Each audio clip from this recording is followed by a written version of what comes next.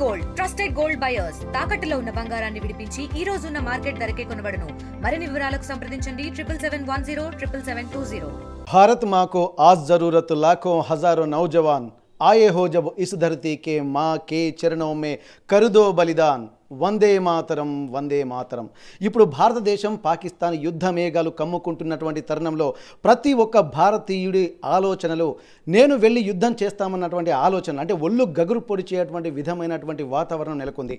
ఎందుకంటే భారతదేశం అస్తిత్వము, భారతదేశం యొక్క ధార్మికత ఇవన్నీ ప్రపంచానికి ఒక విశ్వగురువుగా ఉండాలన్నటువంటి ఒక కాన్సెప్ట్ తోటి భారతదేశం యొక్క ఆధ్యాత్మిక స్థితిగతులు ఇవన్నీ చూస్తుంటే ప్రపంచానికే మార్గనిర్దేశం చేసే స్థాయిలో ఆధ్యాత్మిక వాతావరణం కావచ్చు, సహాయక చర్యలు కావచ్చు అని ఎక్కడ యుద్ధ మేఘాలు కమ్ముకున్న భారతదేశం ఈ మధ్య కాలంలో పెద్దన్న పాత్ర పోషిస్తున్నటువంటి నేపథ్యంలో ఇప్పుడు అదే భారతదేశం యుద్ధం చేయాల్సినటువంటి పరిస్థితులు వస్తున్నాయి। వీటన్నిటిని దృష్టిలో పెట్టుకొని ఎన్నో రకాల వ్యక్తులు విభిన్నమైనటువంటి వాతావరణంలో ఉన్నటువంటి వాళ్ళు కూడా తాము ఖచ్చితంగా భారతదేశం మళ్ళీ ప్రపంచం ముందు నిలబడాలంటే ఇప్పుడు పాకిస్తాన్ లాంటి ముష్కరులను మట్టుబెట్టాల్సినటువంటి అవసరం ఉంటుంది। పెహల్గాం ఘటన తర్వాత భారతీయుల ఆలోచనల్లో మార్పు మొదలైంది। ఎప్పటికైనా సరే ఇట్లాంటి స్థితిగతులు మళ్ళీ రావద్దంటే పాకిస్తాన్కు గట్టి బుద్ధి చెప్పాలన్నటువంటి ఒక సంకల్పంతో ప్రతి ఒక్కరున్నారు। కానీ అట్లాంటి వాతావరణమే గతంలో ఆర్మీలో పనిచేసినటువంటి మాజీ సైనికుల్లో కూడా రక్తం పరిగెత్తుతుంది, ఉరకలెత్తుతుంది। మళ్ళీ మేము బార్డర్కు వెళ్తామన్నటువంటి ఒక ఆవేదన పూరితమైనటువంటి వాతావరణంలో మాజీ సైనికులు కూడా ఉన్నారు। ప్రస్తుతానికి వరంగల్ జిల్లాలో ఇంటెలిజెన్స్ ఇన్స్పెక్టర్గా విధులు నిర్వర్తిస్తున్నటువంటి శ్రీనివాస్ గారు మనతో ఉన్నారు। వారు గతంలో సైన్యంలో పనిచేసి మళ్ళీ ఇక్కడికి వచ్చి ఇక్కడ ఇంటెలిజెన్స్ విభాగంలో విధులు నిర్వర్తిస్తున్నారు। ఇక్కడ భారత్ పాకిస్తాన్ యుద్ధ వాతావరణం ఉందనేసరికి వారి ఆలోచనలు ఒక రకమైనటువంటి కొత్త పుంతలు తొక్కుతున్నాయి। అసలు వాళ్ళ ఆలోచన విధానం ఏంటి, ఏం చేయాలన్నటువంటి వారి సంకల్పం ఒకసారి శ్రీనివాస్ గారు మనతో ఉన్నారు, వారితో మాట్లాడేటువంటి ప్రయత్నం చేద్దాం। నమస్తే సార్। ఇప్పటి వరకు చూసినట్టయితే వాతావరణం అంతా ఒక్కసారి పెహల్గాం ఘటన తర్వాత ఇంతటి దారుణమైన స్థితిలో మనం ఉంటున్నామా? ఎందుకంటే భారతదేశం అనేది ప్రపంచంలో ఇప్పుడు 4-5వ స్థానంలో ఆర్థిక పరంగా కావచ్చు, లేకపోతే టెక్నాలజీ అభివృద్ధి పరంగా కావచ్చు, లేకుంటే సైనిక చర్యల్లో భాగంగా కావచ్చు, అన్ని రకాలుగా భారతదేశం ముందు నడుస్తున్నటువంటి ఈ నేపథ్యంలో మన దేశం నుండి విడిపోయినటువంటి పాకిస్తాన్ మనకే సవాల్ విసురుతూ అనేక కోణాలలో అక్కడ ఉన్నటువంటి పెహల్గాం ఘటనలో కొంతమందిని మట్టుబెట్టిన సంగతి మీకు తెలిసిందే। ఇవన్నీ చూసిన తర్వాత భారత పాకిస్తాన్ యుద్ధ మేఘాలు కమ్ముకుంటున్నటువంటి ఈ తరుణంలో అసలు మీ ఆలోచన విధానం అసలు ఎట్లా ఉంది, ఏమనుకుంటున్నారు? ఇప్పుడు మాజీ సైనికుల ఆలోచన విధానాలు కూడా ఎట్లా ఉంది, ఏం చేస్తే మళ్ళీ పాకిస్తాన్కు బుద్ధి చెప్పొచ్చు, ఎట్లాంటి పరిస్థితులు ఇక రాబోతున్నాయి భవిష్యత్తులో? నమస్కారం సార్, ఆర్టీవీ ప్రేక్షకులకు అందరికీ ఈ సందర్భంగా అందరికీ వీక్షిస్తున్న అందరికీ నమస్కారాలు। ఒకప్పుడు చిన్నప్పుడు మేము పాటలు పాడేవాళ్ళం, 100 కోట్ల సైనికులం వందే మాతరం, మా జోలికి రావడం ఎవరి తరం, పాటల్లో 100 కోట్లు ఉన్నాం కానీ అక్కడ సంఖ్యాబలం లక్షల్లో ఉంది। అవతల శత్రువు గట్టివాడా బలహీనుడా పక్కకు పెడితే కుట్రదారులు చాలామంది ఉన్నారు। ఆ కుట్రదారులను అధిగమించి మన బిడ్డలు మన గ్రామంలో ఒక సినిమా ఆర్టిస్ట్ అవ్వగలిగే, ఒక సైంటిస్ట్ అవ్వగలిగే, ఒక ఐపీఎస్ అవ్వగలిగే, ఒక ఐఏఎస్ అవ్వగలిగే అన్ని స్కిల్స్ ఉండి కూడా దేశం కోసం సైన్యంలో చేరిన వాళ్ళు ఎంతోమంది బిడ్డలు ఉన్నారు। అలా పోయిన మా అమ్మకు పుట్టిన బిడ్డనే నేను భారతదేశ సైన్యంలో చేరాను। నేను చేరిన తొలి 3 నెలల్లోనే యుద్ధం అక్కడ పాకిస్తాన్ ఆక్రమిత కాశ్మీర్ తోటి యుద్ధం అక్కడికి సమాప్తం అయిపోయింది। ఏ ఇయర్లో? 2001లో యుద్ధం అక్కడ సమాప్తం అయిపోయింది। ఆ తర్వాత ఇంకొంచెం నేను ఇంటలెక్చువల్ డెవలప్మెంట్ అవ్వాలి, అదే క్రమంలో మా రెజిమెంట్స్ జమ్మూ కాశ్మీర్లో సియాచిన్ గ్లేసియర్స్కి ట్రాన్స్ఫర్ అవుతుంది। My regiment is a total battalion movement, not a individual posting. ఆ క్లైమేటిక్ కండిషన్స్ నాకు సూట్ అవ్వలే, నాకు సర్జరీ జరిగింది, నన్ను పీస్ లొకేషన్స్ రాజస్థాన్ ఇలాంటి ఏరియాస్కి నన్ను ట్రాన్స్ఫర్ చేశారు। నన్ను ట్రాన్స్ఫర్ చేస్తే నా దృష్టిలో ప్రస్తుతం సోల్జర్ అంటే కాశ్మీర్లో పనిచేస్తేనే సోల్జర్ అనేది నాకు ఆ చిన్ననాడు ఉన్నటువంటి నా ఫీలింగ్। ఆ ఫీలింగ్లో నేను మాజీని కావాలని డిసైడ్ అయ్యాను। అధికారులకు ఉత్తరాలు రాసుకున్నా, వాళ్ళు నన్ను మాజీని చేశారు। మాజీ అంటే మారిన జిజ్ఞాస, యుద్ధం సైనికుడుగా ఉండాలనుకొని పోయాను, నేను సహాయక చర్యలకే ఉపయోగపడతాను ఎప్పటికని నాకు తెలుసు। సో సహాయ చర్యలకు ఉపయోగపడేవి నేను సైనికుడుగా ఉండే బదులు మాజీ సైనికుడుగా ఉండాను। యుద్ధం అనివార్యం అని తెలిసినాడు నా వయసు ఎంత అని కూడా చూడను। ఆ రోజు నేను వెళ్ళి నా వంతు సహాయక చర్యలు నేను చేసి భరతమాతకు నా రుణం తీర్చుకుందాం అనే ఒక భావంతో నేను ఆ రోజు నాడు డిసైడ్ అయ్యాను. మా యుద్ధ వాతావరణంలో మాజీలు మళ్ళీ మాజీలు అవుతారు, మళ్ళీ వాళ్ళ జిజ్ఞాస మారుతుంది. ఇది ప్రజలందరూ గుర్తించాలి. అంతేకాకుండా దీనికోసం నేను నా కార్యాచరణ ఏంటంటే ఓకే, ఇప్పుడు మీరు ఇంత చెప్తున్నారు కదా, మరి అసలు ఏం చేస్తారు? ఎందుకంటే మీరు ఆల్రెడీ అక్కడ విధుల నుండి మాజీగా మారారు, మీ మారిన జిజ్ఞాస అన్నటువంటి ఒక కొత్త కాన్సెప్ట్ మీరు చెప్తున్నటువంటి పరిస్థితి. అట్లాంటప్పుడు ఇక్కడ కూడా విధులు నిర్వర్తిస్తున్నారు. మరి ఈ విధులను ఎట్లా మీరు బ్యాలెన్స్ చేసుకోగలుగుతారు? మరి అక్కడికి ఏ విధంగా వెళ్తారు? అసలు మీరు ఏం చేద్దామని అక్కడికి వెళ్దాం అనుకుంటారు? ఒక వెళ్ళేటువంటి క్రమం ఏ విధంగా ఉండబోతుంది? దీనికోసం విధుల్లో నేను ఇప్పుడు ప్రస్తుతం సెలవు క్యాజువల్ లీవ్స్ పెట్టాను. ఆ తర్వాత యాన్యువల్ లీవ్ అప్లై చేశాను. అంటే ఇప్పుడు దీనికోసమేనా సైన్యం పాకిస్తాన్ యుద్ధ మేఘాలు కమ్ముకుంటున్నటువంటి వాతావరణం దృష్టిలో పెట్టుకునేనా? ఎస్, దానికోసం నేను సైకలాజికల్గా, నా కొలీగ్స్ అందరూ సైకలాజికల్గా బిల్డప్ అవ్వడం కోసం, ప్రిపరేషన్ అవ్వడం కోసం నాకు సెలవు కావాలని అప్లై చేశాను. ప్రభుత్వాలు వాటికి సమ్మతిస్తే నేను ఉద్యోగిగానే పోయి మాజీ సైనికుడిగా అక్కడ సహాయక చర్యలు చేస్తాను. సమ్మతించకపోతే అవసరమైతే ఉద్యోగ విరమణ చేసైనా నేను ఒక సైనికుడుగానే, శ్రీనివాస్ మాజీ సైనికుడుగానే ఇప్పటికీ కూడా నా పోలీస్ శాఖలో నన్ను ఆర్మీ సీన్ అనే పిలుస్తారు, సిఐ సీన్ అని పిలవరు. నేను విధుల పట్ల కూడా అలానే ఉంటాను. మీరు చెప్పండి సార్ ఒకసారి మీ కార్యాచరణ అసలు. ఎందుకంటే వాస్తవం ఒక ఇంట్రెస్టింగ్ ఉంది. ఎందుకంటే ఇప్పుడు మీరు ఆల్రెడీ చాలా వరకు ఏంటంటే ఆర్మీ దగ్గర నుంచి ఇక్కడికి వచ్చిన తర్వాత ఒక సేఫ్ జోన్లో ఉంటున్నాం, ఇక్కడ మనకు కావాల్సినటువంటి ఎన్వైర్న్మెంట్ ఉంటుంది, కుటుంబ బంధాలు ఉంటాయి, బంధువులు, చిన్న ఫ్రెండ్స్ ఉంటారు, చిన్న చెరువులో కూడా పెద్ద చేపలుగా బతికేటువంటి ఒక స్కోప్ ఉంటుంది అన్నటువంటి ఆలోచనలతో చాలామంది కూడా ఉంటారు. అట్లాంటప్పుడు మళ్ళీ మీరు ఇక్కడికి వచ్చిన తర్వాత ఇవన్నీ వదిలిపెట్టుకొని మళ్ళీ అంత, ఎందుకంటే ఒక రిస్క్ ఫ్యాక్టర్ అది, అట్లాంటి దాన్ని కూడా దృష్టిలో పెట్టుకొని అసలు మీరు ఏ కార్యాచరణ దృష్టిలో పెట్టుకుంటున్నారు? అసలు ఈ టైంలో మీరు మళ్ళీ వెళ్తే రిక్రూట్మెంట్స్ జరుగుతాయా? ఒకవేళ జరగకపోతే ఎట్లాంటి విధానాలతో మీరు వెళ్ళాలనుకుంటారు? మీ కార్యాచరణ ఏంటి? యుద్ధం జరిగితే అనే విషయం గురించి రెండోసారి సెకండ్ పాయింట్లో చెప్తాను. యుద్ధం ఆగితే ఏం చేస్తామనే ఫస్ట్ పాయింట్ చెప్తాను. యుద్ధం ఆగితే మాజీ సైనికులందరం ర్యాలీగా జమ్మూ కాశ్మీర్లో పహల్గామ్ ప్రాంతంలో పర్యటిస్తాము. అది భారతదేశంలో ఉన్నటువంటి ఈ అసంతృప్తిని, నేను అక్కడికి వెళ్ళకూడదు, ఇక్కడికి తిరగకూడదు, మాకు భద్రత లేదు అని టూరిస్టులు భయపడకూడదు. టూరిస్ట్ అంటే అతను భారతీయుడే, కాపాడేవాడు భారతీయుడే, చంపేవాడు భారతీయుడే. కానీ చచ్చిపోయేవాడు భారతీయుడే, చంపేవాడు భారతీయుడు కాదు. వేరే దేశంలో వాడు చంపొచ్చు.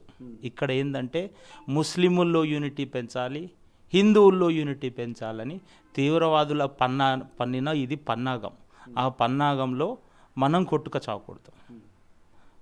మన బిడ్డలు అక్కడ ఆర్మీలో ముస్లిమ్స్ ఉన్నారు, హిందువులు ఉన్నారు, క్రిస్టియన్స్ ఉన్నారు, దళితులు ఉన్నారు, ఎస్టీలు ఉన్నారు, ఎస్సీలు ఉన్నారు, బీసీలు ఉన్నారు, అందరు ఉన్నారు.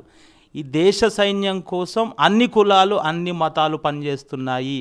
ఏ కుల సంఘం కూడా దేశం కోసం పనిచేయట్లేదు. కాబట్టే మాజీ సైనికుల సంఘం పనిచేయాలి. మాజీ సైనికులు మాకు ఇండ్ల ప్లాట్లు ఇవ్వలేదు, మాకు రేట్లు పెంచిర్రు, వీటిల్లో మనకు ఇంతకాలం వాటి మీద కొట్లాడిర్రు, అది అయిపోయింది. ఇప్పుడు మళ్ళీ మనం దేశం గురించి ఆలోచించాలి. మనల్ని చూసి ఎన్సీసీ స్టూడెంట్స్ రావాలి, యువత రావాలి. ఊళ్ళల్లో ఖాళీగా చిల్లర మల్లరగా తిరుగుతున్న వాళ్ళని కూడా అవసరమైతే అక్కడ ఉన్న నాయకులు వాళ్ళని కర్ర పట్టుకొని తన్ని పంపియండి. ఊళ్ళల్లో అడ్డగోలుగా తిరిగి రేపు పొద్దున సైంటిస్ట్ అయ్యేటోని యాక్సిడెంట్ చేసి చంపిన సందర్భాలు ఉన్నాయి. ఒక సైంటిస్టు తన ప్రాజెక్ట్ రిపోర్ట్ సబ్మిట్ చేయడానికి జిరాక్స్ తీసుకొని పోతా అంటే కూడా వీడు మూర్ఖంగా వచ్చి గుద్ద ఆ సైంటిస్టుని చంపుతాడు. మూర్ఖత్వానికి పరాకాష్ట, విచ్చలవిడి, అతి స్వాతంత్రం ఎక్కువైపోయింది. సో నేనేం చేద్దాం అనుకుంటున్నా అంటే, ఇప్పుడు మేము సహాయక చర్యలు చేయగలుగుతాం, ఏ పనైనా చేయగలుగుతాం, కానీ దాంట్లో క్వాలిటీ. వాళ్ళు మమ్మల్ని ఎప్పుడు సైనిక చర్యల్లో సహాయక చర్యలకు వినియోగించుకుంటారో తెలియదు. కాబట్టి మమ్మల్ని మేము ఫిట్ చేసుకోవడం కోసం మేము ఇక్కడి నుంచి, మా సొంత గ్రామాల నుంచి, మా హోమ్ టౌన్ మహబూబాబాద్ నుంచి హోమ్ టౌన్ బెంగళూరు నా ట్రైనింగ్ సెంటర్, నాకు ఫస్ట్ ఇల్లు ఇది, రెండో ఇల్లు అది. ఆ హోమ్ టౌన్కి వెళ్ళి రిపోర్ట్ చేయడం కోసం పాదయాత్రగా వెళ్తాను. పాదయాత్రగా వెళ్తూ నాతో పాటు మాజీ సైనికులను ఇన్వైట్ చేస్తాను. నడుస్తాము, కాలినడకన పోతాము, ఒక దగ్గర ఆగుతాము, ఇంత రెస్ట్ తీసుకుంటున్నాం. రెస్ట్ తీసుకునే టైంలో పాత సబ్జెక్ట్ని మళ్ళీ నెమరేసుకుంటాము, రివిజన్ చేసుకుంటాము. అంతేగాని ప్రభుత్వం మాకు అన్నం పెట్టాలి, ప్రభుత్వం మమ్మల్ని ఆదుకోవాలి, ఇప్పుడు ప్రభుత్వం మాకు వెహికల్స్ పెట్టాలి అని అడగం. స్వతహాగానే అన్నీ మా స్వతహాగానే చేసుకుంటాం. అలా వచ్చిన మాజీ సైనికుడు. దీనికోసం నాకు ఒక ప్లాట్ ఉంది, ఆ ప్లాట్ని అమ్ముతాను. ఇప్పుడు కొనేవాళ్ళు ఉంటే లడ్డూలకు వేలం పాటలకు పోతారు కదా, అవసరమైతే నా ప్లాట్ని వేలం పాటకు పెడతాను. కొనే దమ్మున్నవాడు కొనండి, అది మాజీ సైనికులకు ఉపయోగిస్తాను. ఎందుకంటే నన్ను నమ్మి ఎవరన్నా వస్తే వాళ్ళకి ఇంత అన్నం పెట్టగలగాలి. నేను అన్నం పెట్టగలగా, నేను ఒక అధికారిని, నాకు నేను నన్ను పెట్టుకోగలుగుతా. ఒక 4-10 మందికి పెట్టగలుగుతా, ఎక్కువ మందికి పెట్టాల్సి వస్తుంది. కానీ మాజీ సైనికులకు అందరికి ఉద్యోగాలు ఉండవు కదా. అందరికీ ప్రభుత్వాలు ఏం మాజీ సైనికులు అనగానే తీసి ఎకరాలు భూములు అయితే ఎట్లాగో ఇవ్వట్లేదు కదా మాజీ సైనికులకు. సో నా బాధ్యతగా నేను వెళ్ళి, మన చిన్నప్పుడు మన భారతమాతని మాత అని చెప్పారు. అమ్మ మీద ప్రేమ ఎంత ఉంటుందో భారతమాత మీద కూడా అంతే ప్రేమ ఉంటుంది. ఈ సమయంలో నేను ఈ డిసిప్లిన్లో ఉన్నా, నేను పోలీస్ శాఖలో పర్మిషన్ తీసుకోవాలి, ఇవన్నీ నాతో ఆలోచించడం కాదు. నేను ఈ మూమెంట్ మొదలు పెడితే రేవంత్ రెడ్డి గారికి ఈ ప్రెస్ ద్వారా, మా డీజీపీ గారికి ఈ ప్రెస్ ద్వారా నేను అప్లికేషన్ పెట్టకుండా లాంగ్ లీవ్ నాకు ఇవ్వండి అవసరం అయితే. యుద్ధం ఇంకా పెండింగ్ కావచ్చు, జరగకపోవచ్చు, అది ఏం జరుగుద్దో నాకు తెలియదు. నాకు మీరు డబ్బులు ఇచ్చి నన్ను పంపమని నేను అడగట్లేదు, నాకు జీతం ఇచ్చి నన్ను పంపమని అడగట్లేదు. అలాగే భారతదేశ సైన్యంలో, ఆర్మీలో, ఎయిర్ ఫోర్స్లో, నేవీలో పనిచేసి వచ్చి ఇప్పుడు పోలీస్ శాఖలో ఎక్కడెక్కడ ప్రభుత్వ ఉద్యోగాల్లో ఉన్నారో వాళ్ళందరికీ కూడా అవకాశం ఇవ్వండి. సెల్ఫ్ ప్రిపేర్ అవుతాను, నేను ప్రిపరేషన్ అవుతాను అని ఎవరైనా పెట్టుకుంటే వాళ్ళ దరఖాస్తులు కూడా మీరు శాంక్షన్ చేయండి. రేవంత్ రెడ్డి గారు చాలా మార్లు చెప్తుంటే విన్నాను, దేశం కోసం ధర్మం కోసం అన్నారు. మాజీ సైనికుడుగా దేశ సైనికులకు సహాయక చర్యలు చేయడం నా ధర్మం. ఓకే సార్, ఇప్పుడు మీరు ఒక నిర్ణయం తీసుకున్నారు. ఇప్పుడు ఈ నిర్ణయం గురించి ఇప్పుడు ఒక పిలుపునిస్తున్నారు. మీరు మాజీ సైనికులు అందరూ కలిసి రావాలి, మేము పాదయాత్రగా వెళ్తాము, మళ్ళీ నా సెకండ్ హోమ్ టౌన్ ఏదైతే ఉందో అక్కడికి నేను వెళ్తాను, అక్కడ నేను రిపోర్ట్ చేస్తానని చెప్పి మీరు ఇంత క్లియర్గా ఒక విజన్ తోటి ఉన్నారు. ఈ విజన్లో భాగంగా మీరు ఎవరైనా మీ మాజీ సైనికులతోటి కానీ మీకున్నటువంటి బ్యాచ్ ఎవరైనా ఉన్నారో వాళ్ళతోటి సంప్రదింపులు జరిపారా, లేకపోతే మీకు వచ్చినటువంటి ఆలోచనే ఇప్పుడు దాన్ని మీడియా ద్వారా మీరు చెప్పాలనుకుంటున్నారా? ప్లస్ ఇప్పుడు ఒకవేళ వాళ్ళందరూ కలిసి వచ్చేటువంటి పరిస్థితులు ఉన్నాయా? ఇవన్నిటి దృష్టిలో పెట్టుకొని ఒకవేళ మీరు మీ యాత్రను కొనసాగించాల్సి వస్తే ఎట్లాంటి నిర్ణయం తీసుకుంటారు? సార్, 1000 మైళ్ళ పరుగైనా కూడా ఒక్క అడుగుతోటే ప్రారంభమవుతుంది. భారతదేశంలో ప్రస్తుతం బతికి ఉన్న మాజీ సైనికుల సంఖ్య 26 లక్షల మంది ఉన్నారు. 26 లక్షల మందికి నేను వెళ్ళి చెప్పలేను. దగ్గరున్న వాళ్ళకి చెప్తే వాళ్ళ సమస్యలు చెప్తున్నారు. ఇవాళ కలుద్దాం, రేపు కలుద్దాం అంటారు. సో ఒక సైంటిస్టు రాత్రింబవళ్ళు కష్టపడి ఇలాంటి సాధనాలను ఇచ్చింది కమ్యూనికేషన్ అనేది స్పీడీ అవ్వడం కోసం. మీరు దీన్ని 26 లక్షల మందికి రీచ్ చేసే బాధ్యత మీరు తీసుకోండి. ఎంతమంది వస్తారో మీరే అర్థమవుతుంది మీకు. ఓకే సార్, ఇప్పుడు మీరు ఇంత ఇనిషియేషన్ తీసుకుంటున్నారు, ఎందుకంటే మీకు ఆర్థికంగా కూడా లేనప్పటికీ కూడా మీరు ఉన్న ఫ్లాట్ను కూడా ఒక వేలం వేస్తామని చెప్పి ఒక మంచి డెసిషన్ తీసుకున్నారు. ఇది ఎందుకంటే భారతదేశం అంటే అభిమానం ఉన్నటువంటి ప్రతి ఒక్కరు స్వాగతిస్తారు. ఇది మీకు కలిసి వచ్చేటువంటి అంశంగా కూడా మాకు కూడా అనిపిస్తుంది. ఎందుకంటే మిమ్మల్ని ముందుకు నడిపేయడం కోసం వెనుక ఆర్థికపరమైనటువంటి వ్యవస్థలు కూడా ఎన్నో ఉంటాయి. ఇట్లాంటి సందర్భంలో ప్రతి ఒక్కరు కూడా ముందుకు రావాల్సినటువంటి అవసరాన్ని కూడా మీ మాటలు గుర్తు చేస్తున్నటువంటి పరిస్థితి. ఇప్పుడు మీరు అక్కడి దాకా వెళ్ళేటువంటి టైంలో ఇప్పుడు ఈ ఆర్మీ టీం ఏదైతే ఉందో వారు ఇప్పుడు ప్రపంచంలో ఇంతకుముందు మాట్లాడుకున్నట్టు ప్రపంచంలో భారతదేశం కూడా 4వ అతిపెద్ద సైనిక బలగం ఉన్నటువంటి దేశం. అట్లాంటప్పుడు పాకిస్తాన్ తోటి యుద్ధం అని చెప్పి వచ్చిన తర్వాత ఇప్పుడు పాకిస్తాన్ని ఎదుర్కోవడానికి మన సైనిక చర్యలు సరిపోవా, లేకపోతే ఇంకా అవసరం ఉన్నాయి అనుకోవచ్చా? ఇప్పుడు మీ అవసరం కూడా ఉందని ఆర్మీ భావిస్తుండొచ్చా? ఆర్మీ భావిస్తుంది.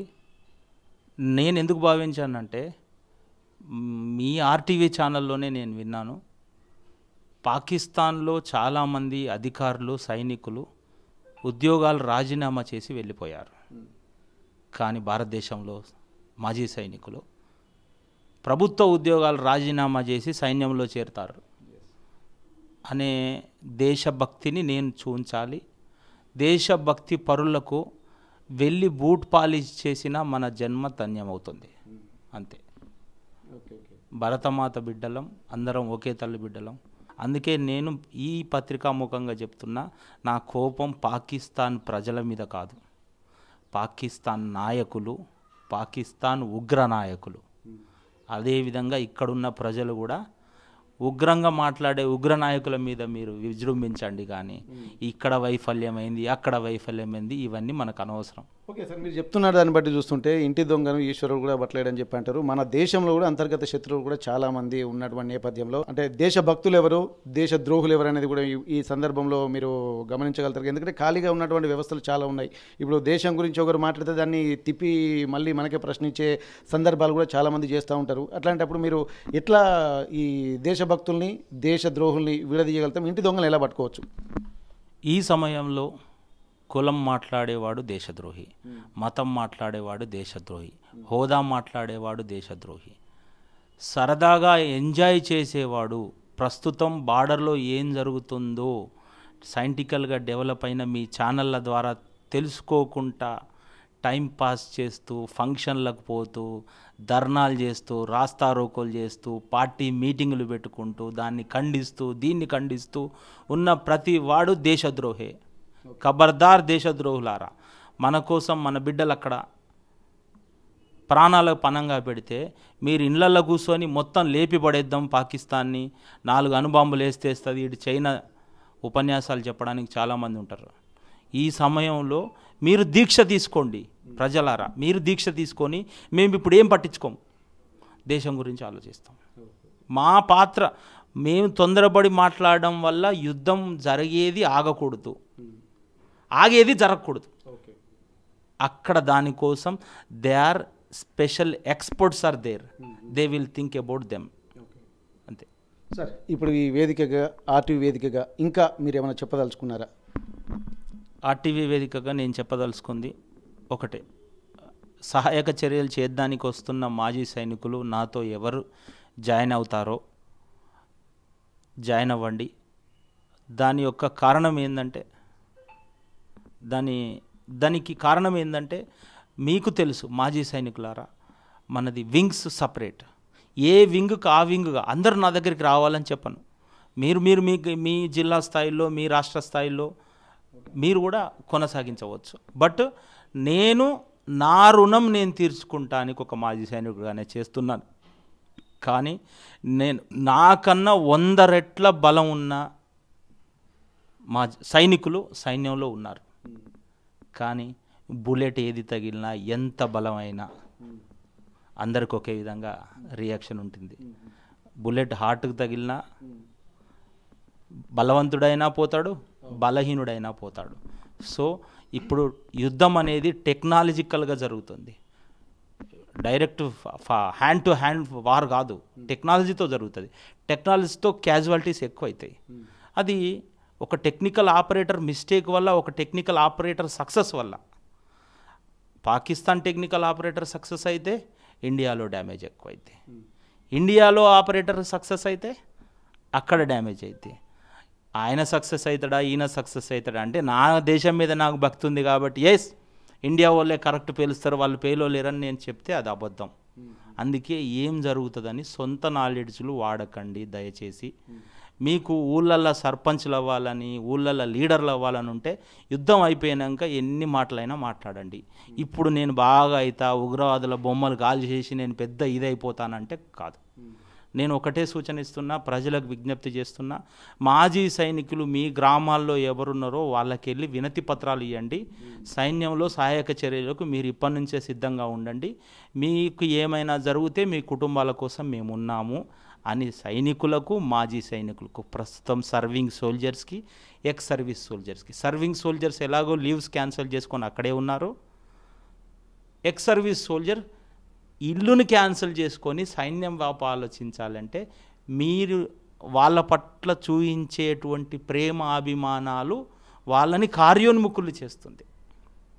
అంతకుమించి ప్రజలతో ఎక్కువ మాట్లాడాల్సిన అవసరం లేదు. నేను ఏదో రాజకీయ నాయకుడిని కాదు, నా దేశభక్తి. Okay sir, thank you sir.